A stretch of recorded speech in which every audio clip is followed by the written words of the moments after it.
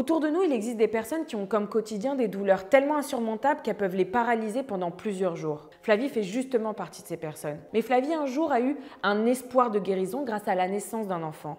Sauf que cet espoir s'est envolé dans des circonstances tragiques. Alors comment réagir lorsqu'on perd les seules choses qui nous font tenir? C'est une maladie qui a comme principal symptôme des crises de douleur. Ça peut arriver à n'importe quel endroit du corps, à la main, aux pieds, à l'orteil, à la tête, au dos. Il y a des défaillances de plusieurs organes. Ça peut être le foie qui est défaillant, ça peut être la rate surtout. Du coup, on est plus sujet aux infections. Je ne saurais même pas comment décrire la douleur tellement elle est horrible. C'est une douleur qui ressemble à aucune autre. Les gros déclencheurs, ça va être le changement de température, donc de passer du chaud au froid ou du froid au chaud. Ça va être la déshydratation, ça va être la douleur qui n'est pas liée à la drépanocytose forcément, c'est-à-dire que par exemple, je me cogne, j'ai mal au genou, et ben ça va déclencher une crise dans la jambe par exemple. Si c'est une crise à la jambe, marcher c'est compliqué. Si c'est une crise au dos, ben oui, puisque mon dos ne me sert pas à grand chose au niveau de la marche. Après, tout dépend de l'intensité de la douleur, c'est-à-dire que je peux avoir tellement mal au dos que je vais être prostrée dans mon lit et ne plus bouger. J'ai fait une crise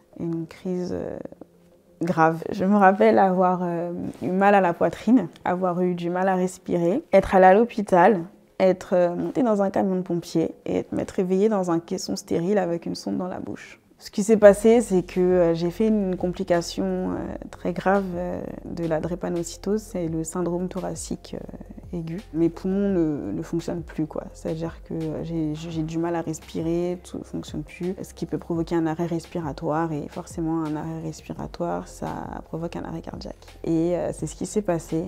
Donc je suis partie quelques secondes, quelques minutes, et puis on m'a récupérée. J'ai dû avoir un échange transfusionnel et on a dû me vider de tout mon sang et me re-remplir. Donc j'étais en caisson stérile, je pouvais ni parler, je pouvais rien faire. J'ai juste le souvenir de cette sonde dans la bouche qui me gênait, qui me nourrissait en fait. C'était une sonde gastrique. Après avoir frôlé la mort, après avoir tout ça, il y a eu un clivage en fait entre la maladie et moi et je me suis rendu compte que j'étais malade. C'est un truc tout bête. Une année en CM1, on devait partir en classe de neige. Jusqu'à maintenant, moi, j'étais pas au courant de mes limites au niveau de la maladie. On prépare le voyage. Et là, il y avait mon rendez-vous mensuel avec le médecin qui me suivait à l'époque. Ils m'ont pris tous les trois, mes deux parents et le médecin. Ils m'ont fait asseoir et ils m'ont dit Flavie, la classe de neige, ça sera pas pour toi. Et je comprenais pas. Elle me dit oui, mais tu ne peux pas monter au plus de 1400 mètres et rien que le chalet, en fait, il dépasse la limite et tu ne pourras pas skier. C'est un truc tout bête, mais à partir de ce moment-là, j'ai été en colère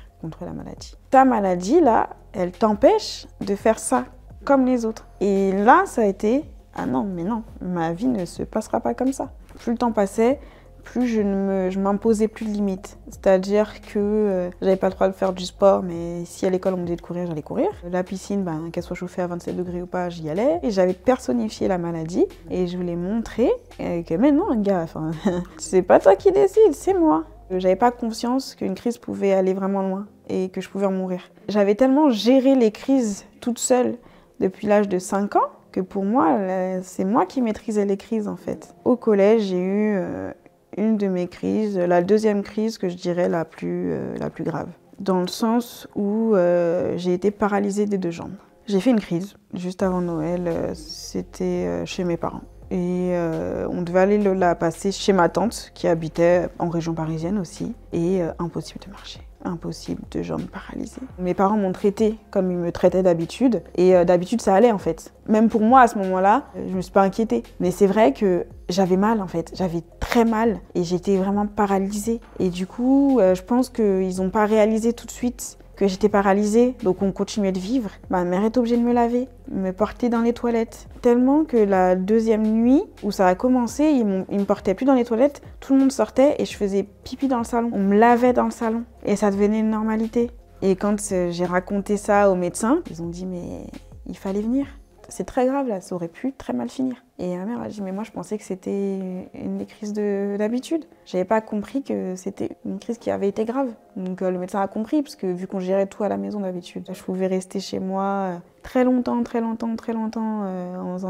étant en crise et sans me soucier que ça se trouve là, j'étais en anémie sévère, qu'il y avait un de mes organes qui ne fonctionnait plus, qu'il aurait fallu me transfuser. Mais en fait, je m'en foutais. J'ai eu ma mère en exemple en fait, qui était malade. Ma mère, je l'ai vue être une héroïne avec la maladie. Je l'ai vue faire tellement de choses, s'occuper de nous en étant malade. Elle me racontait qu'elle aussi, quand elle était au collège, elle voulait tellement pas manquer les cours qu'elle allait avec un manche à balai quand elle avait mal aux jambes pour s'appuyer comme une béquille. Quand on a une mère comme ça, est-ce que toi, tu peux t'apitoyer sur ton sort? Tu peux pas. Et ce qui a fait aussi que je n'en ai plus parlé, c'est quand j'ai perdu mon pilier, en fait. J'ai perdu ma mère, j'ai perdu mon modèle, j'ai perdu la moitié de ma vie, en fait. La cause du décès n'est pas en rapport avec la maladie, mais l'histoire est en rapport avec ma maladie, et tout à fait en rapport avec moi. Ma mère, en fait, elle attendait un bébé. C'est une histoire de fou. Elle voulait pas d'un dernier bébé. Ma mère, elle avait 43 ans. Elle a été avortée. Quand elle a été avortée, ils se sont trompés, ils lui ont fait une échographie. Et ensuite est arrivé mon rôle, là où j'ai la plus grande culpabilité de ma vie. On a dit à ma mère que cet enfant, il pourrait me sauver. Que ce bébé, si elle le gardait, il pourrait me faire un don de cordon et que je serais plus malade. Donc, elle a décidé de garder l'enfant. Elle l'aurait pas fait si j'avais pas été là.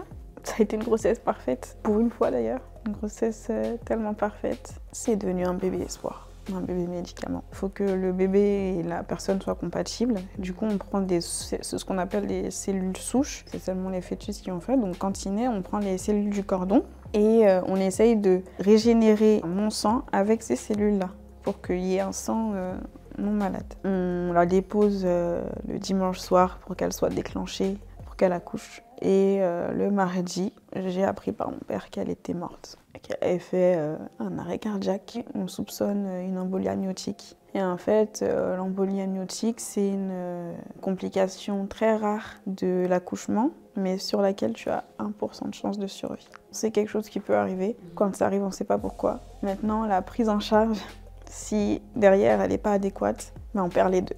Parce que ce jour-là, j'ai perdu mon petit frère aussi. On m'a tout pris ce jour-là. J'en ai tellement voulu au médecin.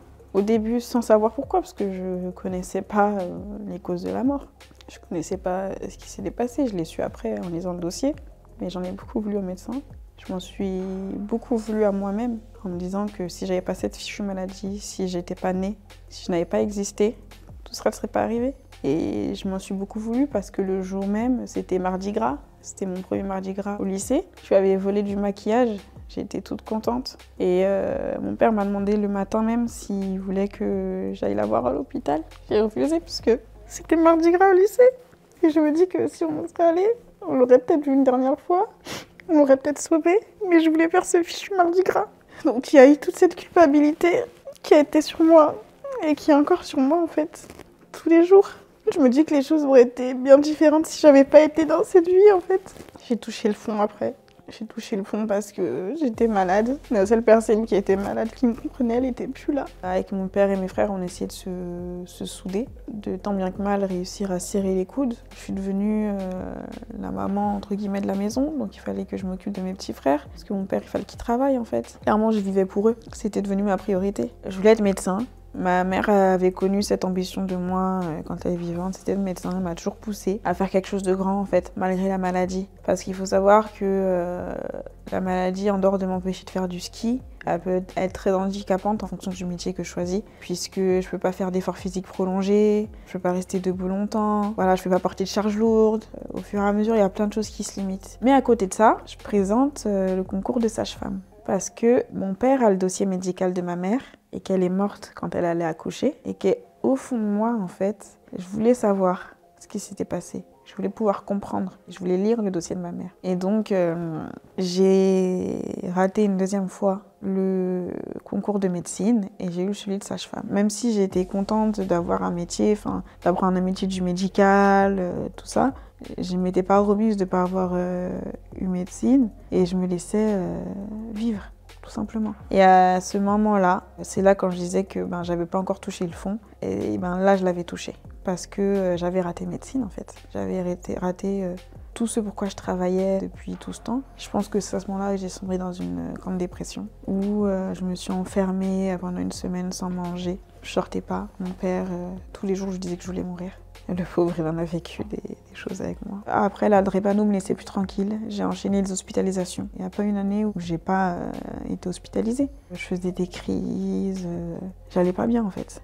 Une des années pendant que j'étais sage-femme, on a découvert que j'avais de l'endométriose. On me prenait pour une folle, c'est-à-dire que moi, j'avais des règles douloureuses. Et j'allais voir les médecins et ils me disaient c'est dans votre tête, c'est dans votre tête. Jusqu'à ce qu'un jour, je découvre un médecin, un gynéco hyper sympa. On découvre que j'ai de l'endométriose. Ensuite, je pars en vacances, je reviens, j'ai de la fièvre, 41, je délire, j'ai des ganglions qui apparaissent. Et là, on me fait une biopsie et on découvre, on me dit, soit c'est un cancer, soit c'est la tuberculose. À ce moment-là, je me dis, allez, encore moi. Et d'un côté, le cancer, je priais au fond. C'était le cancer, j'allais mourir. Ça y est, j'aurai ce que je veux. Parce que pour moi, le suicide, je pouvais pas faire ça à mon père et mes frères. Par contre, si un jour je meurs accidentellement, c'est pas moi qui ai voulu, c'est la vie. Et en fait, non, c'était une maladie de Kikuchi Fujimoto qui crée des ganglions et de la fièvre et qui peut se transformer en lupus. Quand je vois que j'ai pas une ni deux, mais 3 maladies, ça crée de l'énervement, mais ça me fait rire. Parce que je me dis, c'est quand même incroyable que j'ai 3 maladies chroniques. 3 maladies qui ne se voient pas. 3 maladies qui au quotidien m'empêchent de faire ce que je veux. Et j'en ris, je me dis mais quelle chance j'ai. C'est quoi le message derrière tout ça? J'arrive pas à comprendre. Et en soi, plus il m'arrive des choses comme ça, plus en fait maintenant j'en rigole parce que je sais plus comment réagir. Mais au quotidien, c'est des douleurs chroniques quand même. Et en fait, ce que je savais pas, c'est qu'au même moment, mon frère ne s'était jamais remis de la mort de ma mère. Il allait pas bien du tout et ça fait qu'il a été dans une détresse psychologique extrême.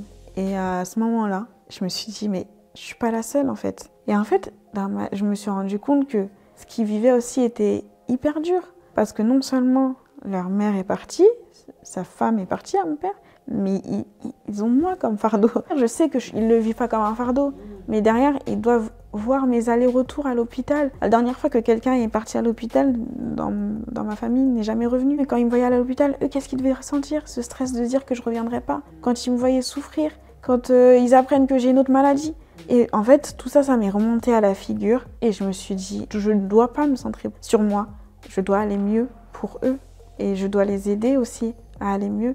Je dois comprendre que eux, ce qu'ils vivent aussi, c'est difficile. Donc, j'ai décidé d'entamer une thérapie. La thérapie m'a beaucoup aidée sur le fait qu'aujourd'hui, je vais prendre la parole dans les médias parce que je m'en suis cachée pendant longtemps et que pour moi, aujourd'hui, ce n'est plus une honte d'être malade. Je me rends compte qu'avec ma maladie, j'accomplis beaucoup de choses malgré tout. Je suis sage-femme aujourd'hui. Donc, me dire que pendant 5 ans, en fait, j'alternais hôpital, le lendemain matin je sortais, j'étais quand même en garde, j'allais travailler, puis après j'enchaînais avec mon boulot à côté pour me faire des économies. Enfin tout ça je l'ai fait, je me suis pas laissée abattre, j'aide des mamans à accueillir leur bébé. J'accompagne aussi mieux et bien les patientes en deuil périnatal, c'est-à-dire celles qui ont perdu leur bébé dans le ventre. C'est un moment privilégié pour moi. C'est un espèce de lien qui reste inconscient avec ces femmes-là. C'est pas mes mamans, mais j'imagine que j'accompagne ma mère et que voilà, il faut que je sois là. J'ai utilisé mes douleurs en force. C'est pour ça qu'aujourd'hui j'en parle. Pour dire aussi que c'est pas parce qu'une maladie est invisible qu'elle n'est pas là, que on existe aussi, que nous on se bat, que j'ai plus honte en fait, que cette maladie c'est ma force. Je l'ai combattue, elle a été mon ennemie, elle a été ma coloc et aujourd'hui c'est ma force, c'est celle qui m'a emmenée au sommet.